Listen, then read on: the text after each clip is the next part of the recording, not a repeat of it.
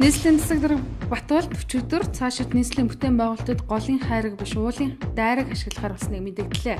Мөн тэрээр туулгалаас хайраг олборлохыг хоригложээ. Түгээмэл дархацтай ашиглалтын ашиглалтын үйл ажиллагаа явуулахдаа байгаль орчны нөхөн сэргээлтийг хийгээгүй.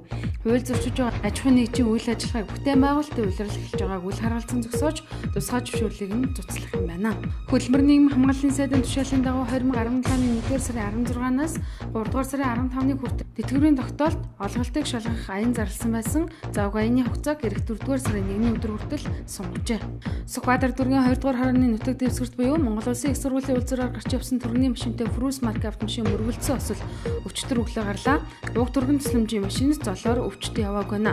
Тусэргийг Сүхбаатар дүүргийн замын цагдаагийн хэлцээ албаагчид шалгаж өглөө. Завхан аймгийн сумын засаг дарга Ням Самбуу өнгөрсөн 7 хоногт нас барсан байдалд оролцжээ. Энэ хэргийг Завхан аймгийн цагдаагийн байгууллага шалгаж байна. За Ням Самбуу нь 2016 оны орон нутгийн сонгуульд ялалт байгуулж засаг даргаар сонгогдсон байсан юм а. Гэвч сарын өмнө арга гэрийн шилтгаанаар засаг даргын ажлаасаа чөлөөлөх төгсөлтөө өгч ажиллаа өгсөн байжээ. Төв зэрэглэгчдийн түмэн холбооноос өчигдөр төрийн албан авчиртай холбоотой мэдээлэл хийхээр хэвлэлийн байгууллагад зарлаад байсан ч хурал болсонгүй. Учир нь хэвлэлийн байгууллагын үеэр төв зэрэглэгчдийн холбооны иргэд ирж эсэргүүцрээ илэрхийлэн баггүй өмнөдөгдөлээ. Учир нь тэд төв зэрэглэгчдийн түмэн холбоог төв зэрэглэгчдийн үйл ажиллагааг хууль бусаар зогсоож байсан.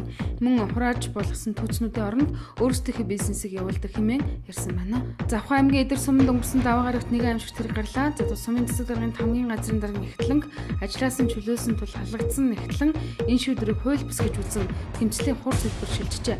Ингэхдээ тэрээр хууль бусаар ажилласаа халагдсан гэж үзэж байгаа олон нийт зарлан өөр дээрээ бензин цацаж гал тавьсан байна. Хэрэг явдал түүний оршин суудаг газарт гарчээ. Насарсан эмэгтэй Завхан аймгийн Эдэр сумын төрийн сангийн мэргэжилтнээр 28 жил ажилласан Т гэж хүн байсан юм а. Мөн тэрээр 40 орчим настай байжээ. Монгол Улсын нийт 17 аймгийн 158 сумд өвөлжид хүндэрсэн тухай онцгой байдлын ерөнхий газраас мэдээлсэн билээ. Эдгээр суманд амьдарч байгаа хүүхэд хөхүүл болон жирэмсэн эхчүүдэд нэн шаардлагатай хоол тэжээл, амин дэмийн тусламжийг нэгдсэн үндэсний байгууллагын хүүхдийн сангаас өчигдөр эрүүл мэндийн яамд хүлээлт өглөө. Мөрдөн бацаах газрын онц хүндгийн тэрэгтэй мөрдөх хилцээ албан авчид өргөдийн эзүүл дээрэмддэг бүлэг этгээдүүдийг баривчлан шалгаж байна.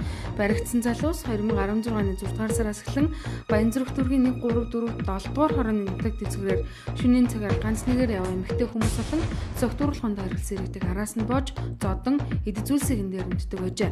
Тэд 2000 он төрсэн ерөнхий боловсролын сургуулийн 11-р ангийн сурагчид бөгөөд 13 удаа үйлдвэр бусдын эд зүйлсийг дээрэмдсэн нь шалгалт явцад тогтоогдсон байна.